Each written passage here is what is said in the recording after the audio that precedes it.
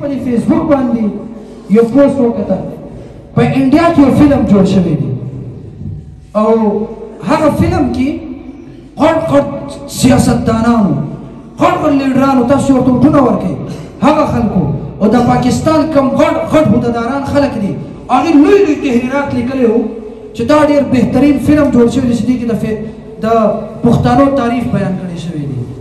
نو لکه دا پښتانه اوس په فلمونو پسې به ګرځي او دغه نوجوانان ټوله شپه هغه فلم ته ناست دي هغه فلم به ګوري چې دې خو کې خو د پښتون صفت بیان کړی شوی دی هغه قرآن نه ګوري چې په کوم قرآن کې رب کائنات د پیغمبر علیه الصلاة والسلام صفت کړی وي هغه قرآن کې رب کائنات د هغه چا صفت کړی دی کله رب کائنات فرمای اولئک هم الراشدون کله رب کائنات فرمای اولئک هم الفائزون کله رب کائنات فرمای اولئک هم المفلحون دا هغه خلک دي چې په دنیا کې هغې ته د جنت زیری شوي دي دا کوم خلک وو دا د پیغمبر علیه الصلاة والسلام د صحابه کرامو بیان دی محترمو